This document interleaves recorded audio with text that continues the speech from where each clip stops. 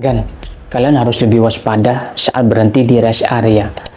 Ini diduga ada modus yang ramai dibicarakan netizen, dari minta uang rugi sampai pinjam uang nih. Apakah ini benar-benar kejadian spontan atau ada pola yang perlu kita waspadai? Oke, hari ini kita bahas. Sediakan kopi, rokok, dan duduk santai.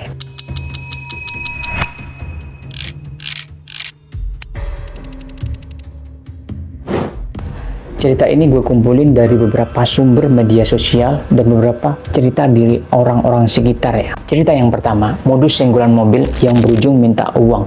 Awalnya situasinya sih biasa aja. Lalu tiba-tiba muncul seseorang yang mengaku mobilnya itu tersenggol dan terkena benturan berada di area parkir. Aneh kan? Menurut cerita yang beredar, orang tersebut kemudian mendatangi kendaraan lain yang menunjukkan bagian mobil disebut mengalami lecet atau kerusakan. Ia mengaku bahwa kerusakan itu baru saja terjadi akibat kendaraan korban. Masalahnya, banyak netizen mempertanyakan bagaimana prosesnya bisa terjadi karena sebagian kejadian disebut berlangsung sangat cepat. Bahkan ada yang mengaku baru membuka pintu kendaraan tiba-tiba didatangi seorang yang mengklaim mobilnya terkena senggolan.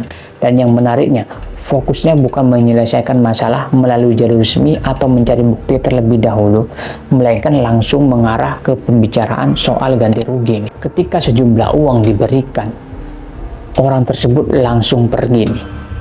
Tidak ada laporan, tidak ada proses lebih lanjut, dan tidak ada upaya menyelesaikan masalah secara resmi. Karena itulah banyak netizen menduga ini bisa menjadi salah satu modus yang memanfaatkan kepanikan pengguna jalannya.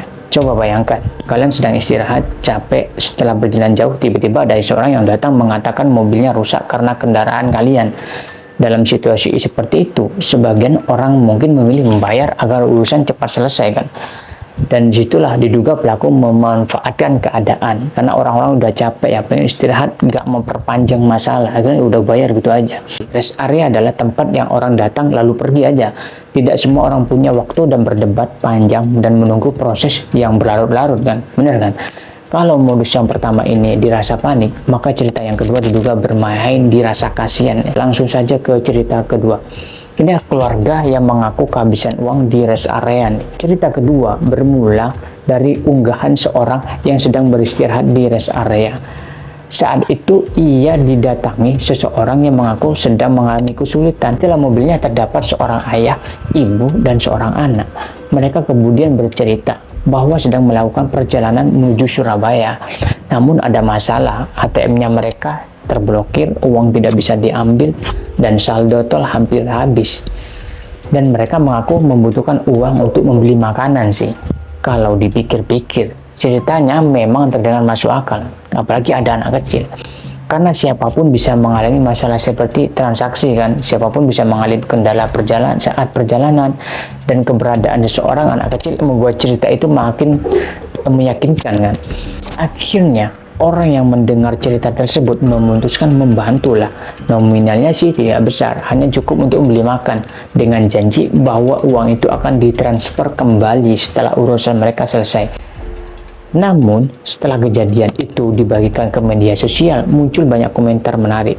Ternyata cukup banyak netizen yang mengaku pernah mendengar cerita yang hampir sama kan.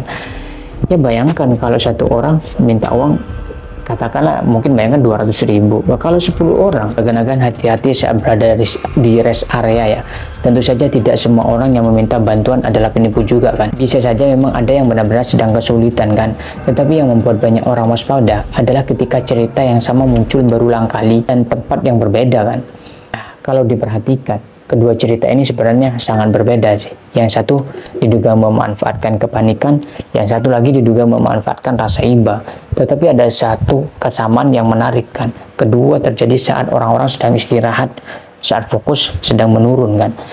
Saat orang ingin cepat melanjutkan perjalanan, saat orang tidak ingin memperpanjang masalah. Dan mungkin disitulah letak pelajarannya ya. Kadang ancaman di perjalanan bukan hanya soal kondisi jalan dan kendaraan, tetapi juga bagaimana kita mengambil keputusan dalam beberapa menit dan menentukannya kan.